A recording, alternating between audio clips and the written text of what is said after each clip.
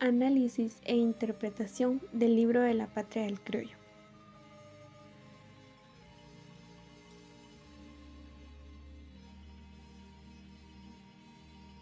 El libro de la patria del criollo es un ensayo de interpretación de la realidad colonial guatemalteca, escrito por Severo Martínez Peláez. Comienza narrando los daños que causó el terremoto del 18 de febrero de 1651 en la ciudad de Santiago de Guatemala.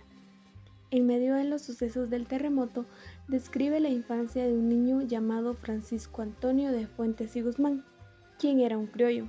Esta palabra designaba a los hijos de los españoles nacidos en América sin ningún mestizaje. Desde pequeño, su abuela le impedía relacionarse con los indígenas, diciéndole: aparte somos nosotros y aparte los naturales. Este niño fue creando un pensamiento racista hacia las personas indígenas y adoptando la forma de pensar de su clase social, pues nadie viene al mundo con una conciencia de clase ya formada. Esta se va formando en el curso de los años. Y a él le enseñaron que las personas indígenas son inferiores por sus orígenes y rasgos físicos y biológicos. Cuando Guatemala fue invadida por los españoles, estos impusieron su superioridad sobre los indígenas, ya que España era uno de los países más desarrollados del mundo y tenía mejores condiciones de vida.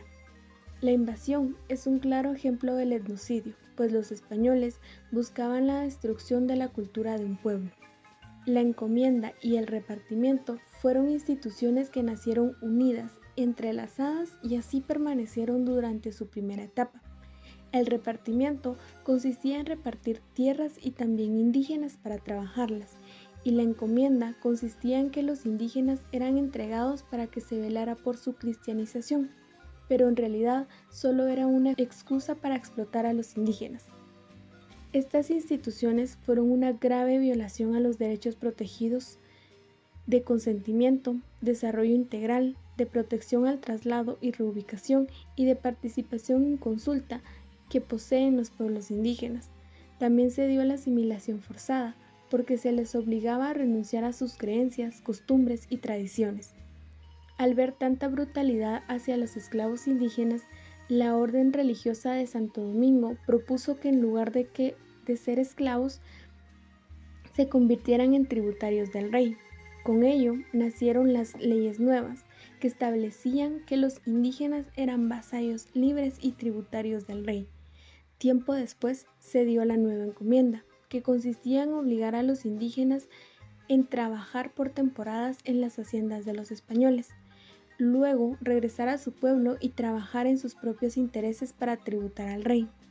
El despojo de tierras a los indígenas fue una circunstancia que más afectó, ya que para ellos la tierra no era solo un elemento básico de la agricultura, también era parte de su espiritualidad y cosmovisión.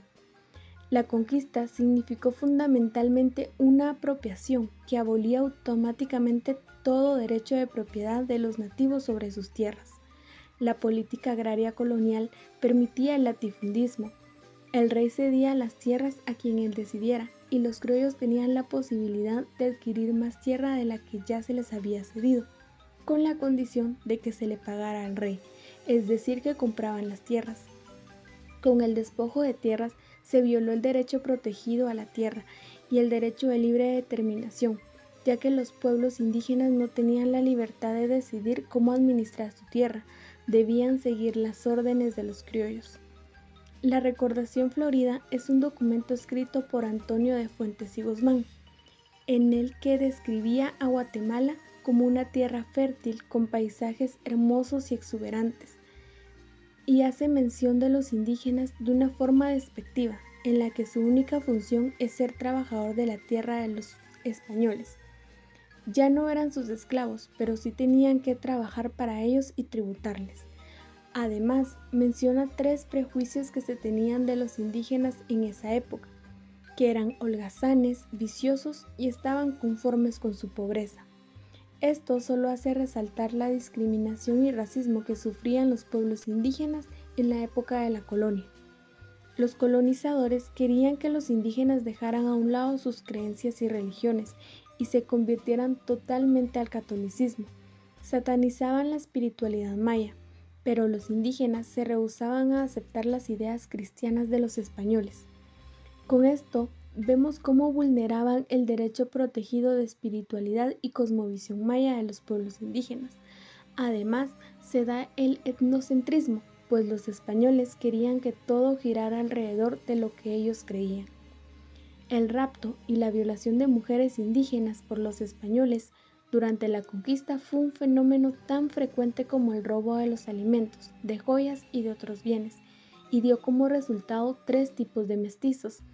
El procreado por español con indígena se le llamó mestizo, el procreado por español con negra se le llamó mulato, y el procreado por negro con indígena se le llamó sambo. Ninguno de estos grupos conformaba una clase social, por lo que se le denominó castas y aumentó en gran medida. Los esclavos africanos se encontraron en una situación casi tan mala como la de los indígenas esclavizados durante el periodo de la colonia.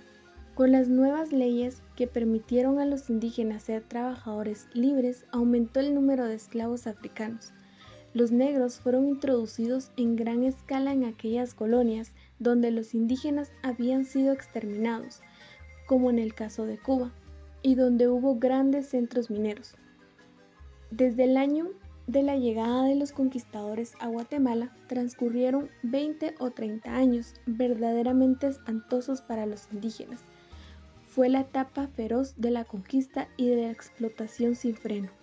De pronto, cuando no había esperanza de que aquel infierno terminara, les fueron leídas a los indígenas y explicadas en sus lenguas unas leyes que aparentemente transformarían radicalmente su situación. Esto significó para ellos una buenaventuranza difícil de imaginar. Recuperaron la libertad, desaparecieron los desmedidos tributos que debían pagar. El final de la plena situación colonial no fue el final de todos los procesos propios de la estructura colonial. Ni la independencia ni la reforma rompieron aquella estructura.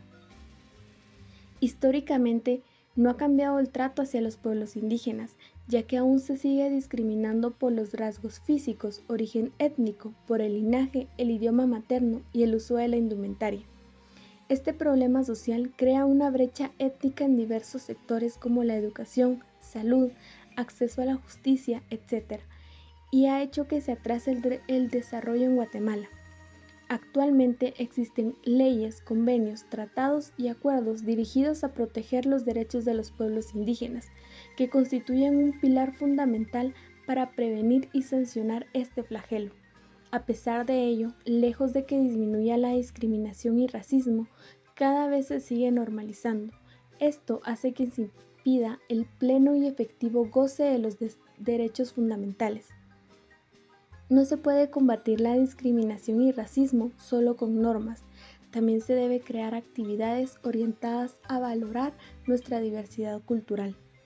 Una sociedad que respeta las diferencias y encuentra en ellas su riqueza es una sociedad más democrática e inclusiva.